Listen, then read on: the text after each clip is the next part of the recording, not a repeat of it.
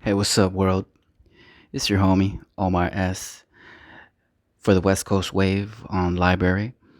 This one is from Mint Press News off of the freethoughtproject.com website. National Guard now authorized to use live ammo as nationwide protests spread.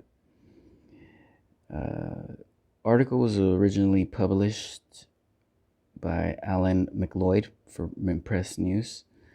Let's see if it takes us to there. Yeah, this is a couple of days ago. Oh, yesterday. I'm telling you. It's all blurry lately. Time is blurry. So I just wanted to get you the right date on that. The National Guard is now authorized to use live ammo as nationwide protests spread.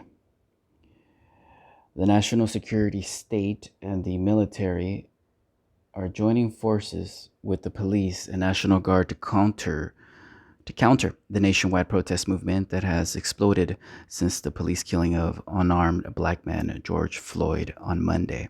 In response to the police capitulation in Minneapolis, leaving their precinct to be burned down, Minnesota Governor Tim Walz has called on the National Guard to put down the revolt.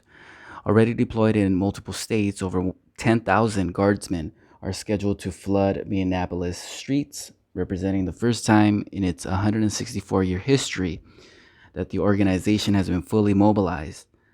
They have been authorized to carry live ammunition. While Watts's actions might appear drastic, it appears he's actually a moderating influence as Washington is pushing him to put active duty military on the streets. I think it's really important, again, for folks to think about the uniqueness of our nation of protecting civil liberties is to make sure that civilian control of the military, and especially inside the United States, is carried out by civilians, by citizen soldiers, by National Guard, he said. Yesterday, the Pentagon ordered soldiers and military police from Fort Bragg, North Carolina, Fort Drum, New York, Fort Riley, Kansas, and Fort Carson, Colorado, to be ready to be deployed potentially anywhere in the United States within a matter of hours. Authorities also deployed a Predator drone to Minneapolis to monitor the protests.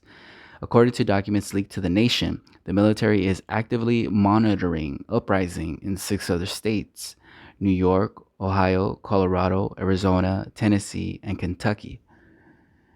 Waltz revealed yesterday that he is already working closely with the military, receiving intelligence support of what they're seeing and what they're signal intercepting.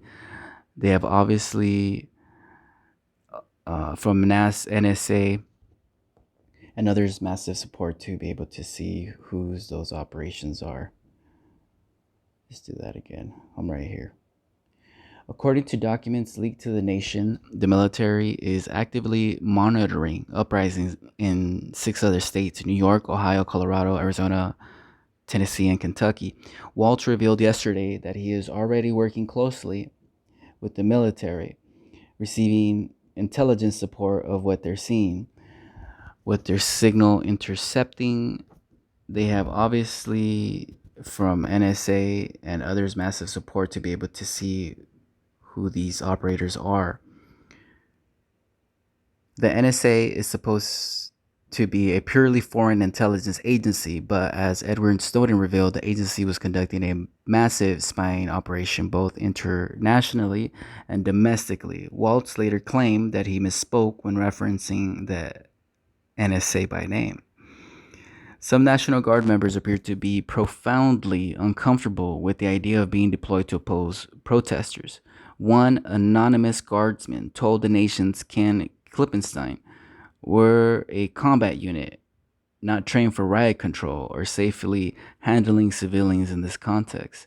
Soldiers up and down the ranks are scared about hurting someone, and leaders are worried about soldiers suffering liability," adding that my colleagues are people of common sense and common decency.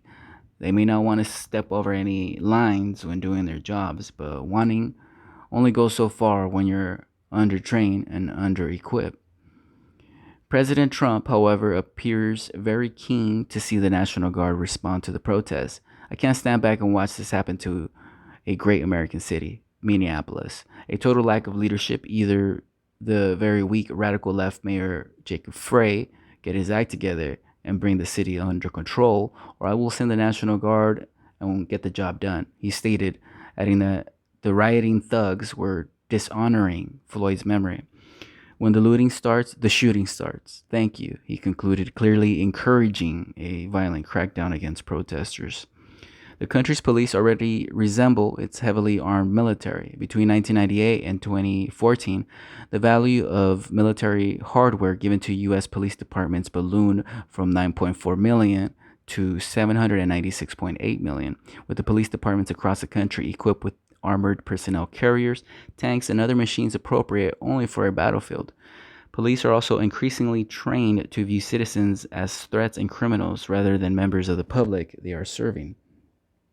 The nationwide demonstrations flared up after video of Floyd's murder went viral on social media. Officer Derek Chauvin, somebody with a long history of police brutality, including killing, can be seen suffocating and handcuff Floyd for nearly 9 minutes, including for nearly 3 minutes after he loses consciousness. Despite onlookers pleading with him not to kill him, protesters have erupted in dozens of locations across the United States and internationally, enraged by the latest example of racist police brutality caught on camera. On Friday, Chauvin was charged with third-degree murder and manslaughter. Both America's police and army have serious problems with white supremacy. The modern police force evolved from the slave patrols forces of the 18th and 19th century and were a key force in maintaining and promoting white supremacy and the slave labor system. Meanwhile, Matt Kennard's book Irregular Army details how after 9/11, the US military began actively recruiting from neo-Nazi gangs and militias in order to fulfill its recruitment quotas. The deep state has always attempted to infiltrate and derail struggles for civil rights. The FBI infamously carried out a campaign of targeted assassinations against the Black liberation movement between the 1960s and the 1980s, even sending a letter to Martin Luther King telling him to kill himself. It is unlikely, therefore, that the national security state's reaction to these latest protests will be a positive one. So let me know what you think about this, dear reader, in the comments section. Thank you again for tuning in. More on the way.